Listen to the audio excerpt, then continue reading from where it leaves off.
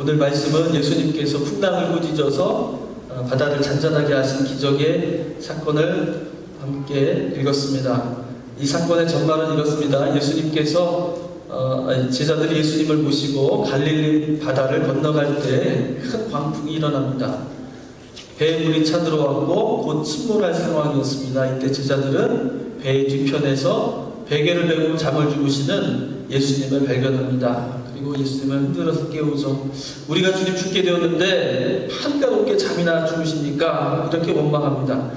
예수님은 그 자리에서 일어나셔서 바람을 꾸짖으시고 바다를 잠잠하게 하십니다. 그리고 제자들에게 이렇게 말씀하셨어요. 왜 무서워하느냐? 어찌 믿음이 이렇게도 없느냐? 이렇게 질책하십니다.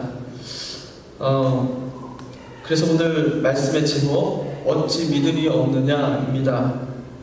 오늘 이야기 성경이라는 그런 권위에 힘입어서 기대어서 읽으니까 그러려니 하고 다 끄덕이게 되는 그런 이야기지만요, 무슨 뜻으로 오늘 이 성경은 이런 사건을 우리에게 전해주고 있는지 그 말씀을 알고자 하는 갈팡을 가지고 여러분 이 말씀을 다시 한번 읽어본다면 결코 쉽게 읽혀질 수 있는 그런 말씀은 아닙니다.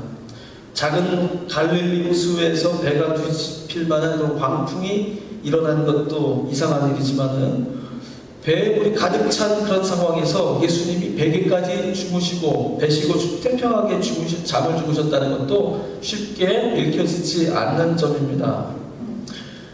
이건 그렇다 치더라도요, 침몰하는 배에서 물을 길어내고 키를 붙들며 어째서든지 배를 지켜내려는 그런 제자들의 그 분투를 예수님께서는 격려하시지는 않고 왜 무서워하느냐 이렇게 타박하시는 예수님은 어떤 면에서 야속해 보이기까지 합니다.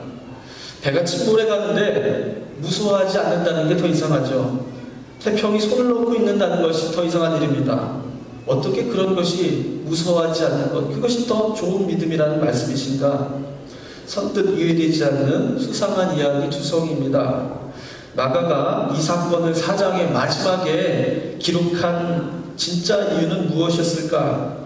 우리 이런 물음을 안고 말씀을 다시 한번 들여다봐야 하겠습니다. 35절 말씀을 읽어보면 그날 저물 때에 제자들에게 이르시되 우리가 저편으로 건너가자 하시니, 예수님은 지금 가버나움의 바닷가에서 많은 무리들을 앉혀놓고 하나님 나라가 무엇인지를 비유를 들어서 설명해 주셨습니다. 이제 예수님은 그들을 떠나서 갈릴리 건너편, 지금 가버나움에 있는 건너편으로 가셔서 그들에게도 똑같이 바로 이런 천국의 복음을 전파하러 가시고자 한 것입니다. 그 건너편이라는 곳이 어느 곳입니까? 그것은 5장 1절에 나와 있습니다. 배가 도착한 곳이 바로 어디입니까? 거라사인의 지방이라고 되어 있습니다. 거라사 지방은요, 알렉산더 대왕이 세운 대가볼리는 10개의 도시가 있는 그런 땅이라는 뜻입니다. 대가볼리 중에 한 도시, 10개의 도시 중에 한 도시죠. 그러니까 그 대가볼리 지역 자체가 이방인의 지역이었고 거라사도 역시 이방인의 땅이었다는 사실입니다. 자, 그렇다면 예수님과 제자들이 탄 이 한 척의 배가 항해하려는 목적은 무엇이었을까요? 바로 그것은 이방인들에게도 천국의 복음을 함께 나누고 그들에게 전하기 위함이었던 것입니다. 예수님이 거라사 지방으로 떠나는 이 항해길은 그래서 예산 항해길이 아니라 바로 이방인들을 향한 최초의 전도길이 되었다는 것을 오늘 말씀은 증언하고 있습니다. 지금까지는요, 복음은 누구에게 해당되는 것이었습니까? 오직 유대인들에게만 전해졌습니다. 앞서 예수님께서 회당을 들어가시고 그들과 만나고 언제 가시고 이 모든 것들이 누구와 일어나는 것입니까? 다 유대인들과 일어난 일들이에요. 그러나 예수님께서 이 복음은 유대인의 피를 가진 자들만의 것이 아니라는 사실을 끊임없이 가르쳐 주셨던 것입니다. 그래서 유대인들이 이걸 받아들일 수가 없었던 것이에요. 예수님께서 어떤 가르침을 주셨습니까? 앞서서 3장 35절 이하에 보시면 우리가 잘 아는 얘기가 나와요. 예수님께서 이런 말씀하시죠. 예수님을 찾아온 가족들에게, 어머니와 형제자매들에게, 자, 예수님의 가족이 왔습니다, 이렇게 얘기하니까 예수님께서 뭐라고 하셨어요? 누가 나의 어머니고 형제자매들이냐, 이렇게 반문하시면서 이렇게 대답하십니다. 누구든지 하나님의 뜻대로 행하는 자가 내 형제요, 내 자매요, 어머니이다, 이렇게 말씀하셨어요. 이게 무슨 뜻입니까? 더 이상 혈연과 족보, 선민과 이방인을 구분하는 시대는 지나갔다는 것이죠. 유대인이냐 이방인이냐가 아니라, 그것이 구원의 기준이 아니라 하나님의 말씀대로 살아가느냐 그렇지 않느냐가 이제 그 유일한 기준이 되어야 한다는 그런 말씀입니다. 단 이러한 논조의 그런 가르침은 그 이후로도 예수님의 비유에서 이어집니다. 땅에 뿌려진 씨앗의 비유를 드시죠. 유대인이어야 구원받는다는 통념을 예수님은 이 비유를 통해서 깨뜨리십니다. 유대인이라고 구원받는 것이 아니라 유대인일지라도 그 마음의 밭이 가시밭과 길가와 가시덤불과 같이 돌짝밭처럼 척박하고 단단하고 무디어서 그 복음이 힘넣어질 뿌리를 내릴 수 없는 그런 마음이라면, 그것이 유대인일지라도 그것은, 그 씨앗은 말라 죽게 된다는 건 너무나도 명백한 사실이라는 것입니다. 하지만 이방인일지라도 그들이 마음 말씀대로 살기로 결단한다면 그들의 혈종과 어떤 족보와 관계없이 그들도 또한 100배의 결실을 맺을 수 있는 그런 자격이 있는 사람들이라는 것이죠. 또 3장 30절 이하의 겨자씨의 비유가 또 그렇습니다. 이방인들에게 복음이 심길 때에는 참으로 보잘것없고 기대할 것이 없는 것처럼 보였습니다. 하지만 심겨진 후에는 다른 어떤 풀보다, 즉 선민이라고 우쭐대는 유대인들보다 더 크고 큰 가지를 만들어낸다고 그렇게 예수님은 말씀하십니다. 다시 말해서 구원은 유대인 너희들의 소유가 아니다. 하나님은 유대인이나 이방이나 항상 똑같이 사랑하시고 똑같이 구원하신다. 하나님의 구원이 이방인들에게도 있다는 이런 가르침은요, 한 번도 들어본 적이 없고 상상도 해보지 못했던 그런 경천동지할 놀라운 말씀이었습니다. 그러나 예수님은 이 가르침으로 만족하시지 않고 이방인들이 살아가는 그 지역으로 직접 나가서 복음을 전하고자 행동으로 옮기십니다. 배를 타고 고라산 지방으로 가시는 이 항해 길은 이방인들에게도 천국의 복음을 전하기 위한 그 첫 발을 떼는 바로 역사적인 순간이었던 것입니다. 구원의 역사에 새로운 페이지가 쓰여지는 그런 중대한 순간이었습니다. 이때 예수님의 이 이방 전도의 첫 사명이 시작되는 이 순간에 이 제자들의 반응이라는 것은 어떤 것이었을까요? 성경은 그 제자들의 반응을 이렇게 전하고 있는 것입니다. 그렇게 떠난 항해의 길은 풍랑으로 배가 뒤집힐 지경이 되었다고 전하고 있는 것이죠.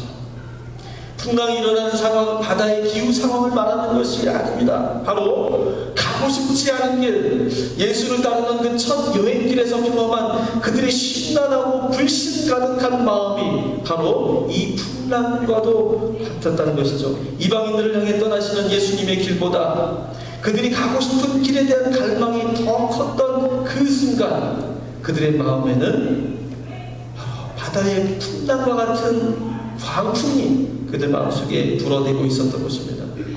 한 번도 가본 적 없고 또 가서도 안 되는 그 이방인들의 땅, 그들과 하지만 만나야 하는 이 길은 갈등과 고뇌가 풍랑처럼 밀어닥치는 그러한 길이 되었다라는 것이죠. 예수님을 따르는 길이 옳은 선택인지, 내가 앞으로도 예수님을 따르는 것이 맞는 것인지, 예수님을 따르면 앞으로 내게 어떤 일들이 벌어지게 될 것인지, 그들의 마음은 참으로 복잡했고 금방이라도 그 검은 바닷속으로 빠질 듯 위태로웠던 것입니다.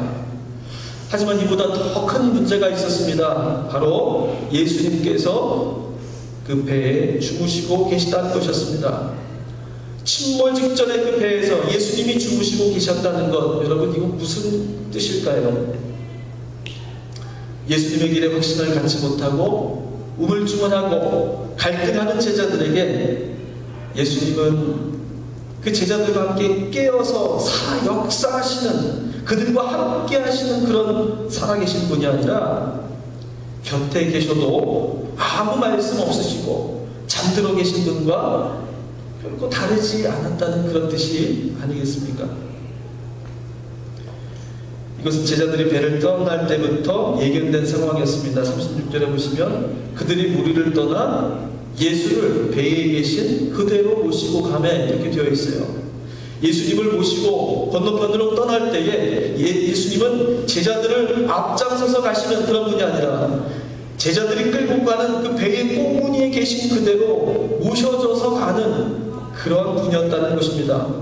예수님과 한 배를 타고 있기는 하지만 그들은 살아 역사하시는 주님이 아니라 뒤에 남겨진 채 주무시고 계신 그저 선생님이었다라는 그런 말이죠. 그 배에 향해 어떤 권한도 내어드리지 않은 예수님은 사실상 그들의 모든 항해와 아무런 상관이 없는 그런 존재일 수밖에 없었습니다. 그러므로 제자들에게 닥친 진짜 문제는 풍랑이라기보다는요, 더 중요한 문제가 무엇입니까? 예수님과 동행하는 듯 하지만은 주무시고 계시는 예수님의 길을 가는 것처럼 보이지만 예수님은 자신들과 반대쪽 멀리에 누워 계시고 제자들 멋대로 자신들의 욕심대로 배의 길을 쥐어 흔드는 그들의 동요하는 그 마음이 더 큰 문제였다는 것입니다. 마가복음이 주목하고 있는 교회의 상황이라는 것이 바로 이와 같았습니다. 다시 오신다고 믿었던 예수님께서 언제 오시는지 아무리 기다려도 오시지 않고 초대교회는 점점 지치고 흔들려 갔습니다. 로마 박해는 더욱 심각해졌죠. 그래서 마가복음이 쓰여지는 그 무렵에 유대 로마 간의 전쟁이 일어납니다. 반란이 일어나고요. 로마는 그것을 무력으로 진압하고 마침내 성전을 불태워 완전히 무너뜨리고 맙니다. 그런 박해와 고난이 중첩되는 어려운 상황 속에서 내부에서부터 교회를 이탈하는 성도들도 많아지기 시작합니다. 그리고 신앙적인 근본적 회의와 의문에 빠지죠. 예수님을 따르는 길이 정말 옳은 것인가? 이 공동체는 버틸 수 있을 것인가? 이런저런 안팎의 문제들 속에서 그들은 신앙에 대한 회의와 체념에 빠지기 시작합니다. 이단 사설이 들어오는 것은 이러한 순간들입니다. 달콤한 말에 속아서 넘어가 쓰러지는 성도들도 많아졌고요. 적당히 타협해서 교회를 건사하자는 쪽에 주장을 목소리를 높이는 사람들도 교회 안에 있었습니다. 그야말로 무슨 상황이죠? 풍랑이 있는 바다와 같은 그런 상황인 것입니다. 돛 하나에 겨우 의지하여서 그 바다 위에서 외로이 둔투하고 생사를 걸고 흔들리고 있는 그런 배와 같은 형상이었던 것이죠. 그런 교회의 상황을 37절은 이렇게 묘사하고 있는 것입니다. 큰 광풍이 일어나며 물결이 배에 부딪혀 들어와 배에 가득하게 되었더라. 세상의 풍조에 휩쓸려 교회 속에까지 깊이 물이 차들어오고 있는 이 위태로운 이 배야말로 마가가 지금 목격하고 있는 교회의 상황과 같았더라는 것이죠. 바다 위에서 침몰할 위기에 빠진 이 배는 또한 우리 믿음의 여정과도 같은 것입니다. 인생길에서 풍랑이 없을 수는 없습니다. 그런데 중요한 것은 풍랑을 만나지 않는 것이 아니라 인생의 길에서 풍랑이 일 때에 나는 예수님을 나의 마음에 어디에 모시고 살아가는지가 더 중요하다는 것이죠. 예수님을 마음의 중심에 모시고 그분의 뜻에 따라 그 배를 움직여가는 사람인지, 그런 믿음인지, 비록 예수님을 나의 인생의 주인이라고 참 생명의 길이라고 그렇게 말은 하면서도 예수님을 마음에 보이지 않는 저 한 구석에 밀어내고 자기 뜻대로 나는 살아가고 있는 사람이 아닌지, 우리 그거는 구별해내야 한다는 것입니다. 풍랑에서 헤어나지 못하고 살아가는 인생의 특징이라는 것이 있습니다. 바로 예수님과 함께 있는 것처럼 보이지만 예수님을 인생이라는 배의 가장 뒤쪽에 밀어내고 살아가는 그런 인생. 그런 인생에는 풍랑이 일어도 그 풍랑을 이겨낼 재간이 없습니다. 교회는 다르지만 예수님은 늘 구석에 계시게 하는 그런 믿음입니다. 예수님은 멀리서 죽으시게 하고는 자신의 지식과 아는 힘을 자랑하며 교만하는 그런 인생을 우리는 위험한 믿음이라고 말하는 것이죠.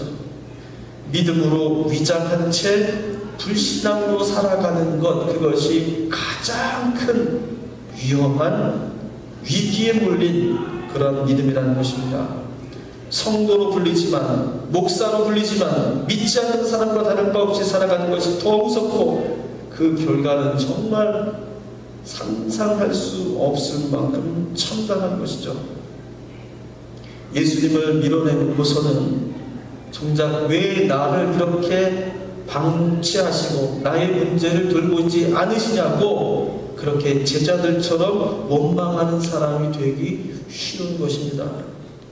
예수님께서는 이런 우리의 모습을 두고서 왜 이토록 무서워하느냐, 너희가 어찌 이토록 믿음이 없느냐고 책망하셨던 것입니다. 여러분, 우리의 믿음이 어디에 있는지, 우리 교회의 믿음은 어디에 있는지, 이 교회가 정말 주님의 길을 나아가는 배라고 한다면 우리 예수님은 어디쯤 서 계시는 분이신지, 키는 우리가 작겠으니 주님 멀리서 그냥 편히 잠이나 주무십시오라고 우리가 예수님을 밀쳐내고 있는 사람들인가? 아니면 예수님을 이 강단의 가장 중심에 모셔놓고 우리 예수님만 바라보고 가는 그런 교회인가? 여러분의 가정과 여러분 인생을 두고 똑같이 적용한다 한들 하나도 달라지지 않습니다. 우리가 모여서 함께 예배하고 또 우리가 성도라는 이름으로 또 목사라는 이름으로 우리가 함께 이 자리에 있지만 여러분 그런 것으로 우리가 하나님을 예수님을 우리가 인생의 주인으로 모신다는 증거를 삼을 수는 없는 것이죠. 진정한 것은 정말 그 배의 키를 누가 쥐고 있는 것인가가 더 중요하다는 것입니다. 그렇게 될 때에 풍랑이라는 것은 문제가 되지 않는다는 것이죠. 결국 풍랑을 이겨내는 길은 어디에 있다는 것입니까? 그것은 풍랑 속에서 침몰할 것 같은 우리 현실 가운데서도 우리가 한시도 잊지 말아야 할 것이 있습니다. 그것은 바로 예수님께서 우리 배에 함께 계시다는 것.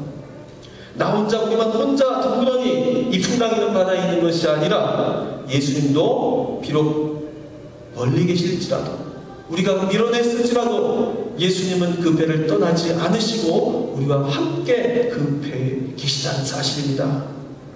그리고 우리는 그 잠드신 예수님을 다시금 깨우는 것이 우리가 이 풍랑을 이겨내는 가장 좋은 방법이 될 수 있다는 것입니다.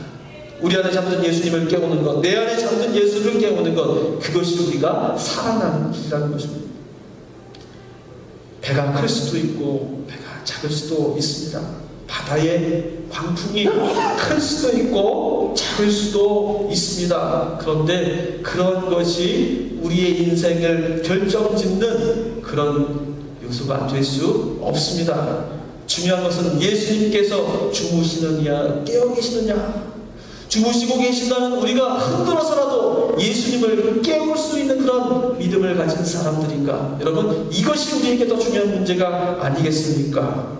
예수님께서 깨어나셔서 일어나셔서 예수님께서 죽은 자들 가운데서 다시 살아나셔서 부활하셔서 이 세상 이 모든 자들에게 주님께서 꾸짖어주시고 말씀하신다면, 그 부활하신 주님을 다시만 만날 수 있다면 우리는 어떠한 풍랑도 넉넉히 이길 수 있는 그런 안전한 항해를 나아갈 수 있다는 것이죠.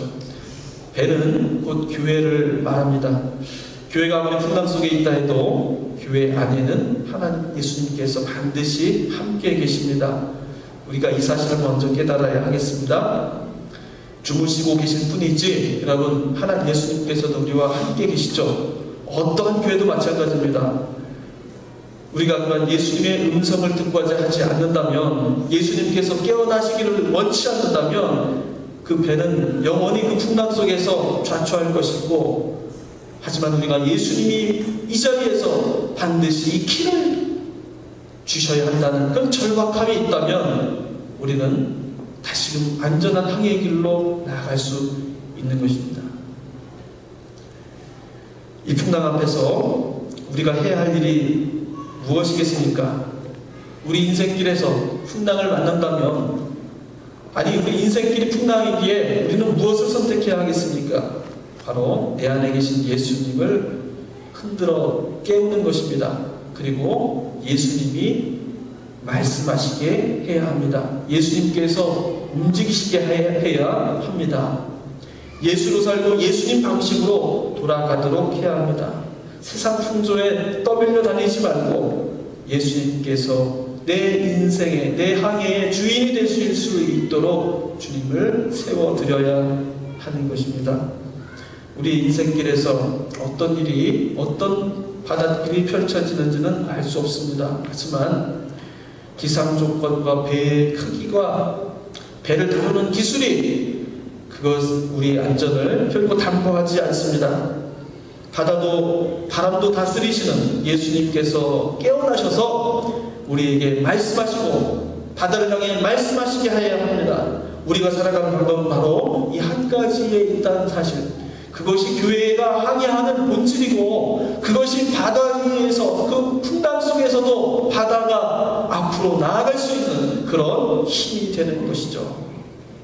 우리 안에서 잠들어 계신 예수님을 흔들어 깨우는 그 믿음이 우리 안에 있기를 주님의 이름으로 축원합니다.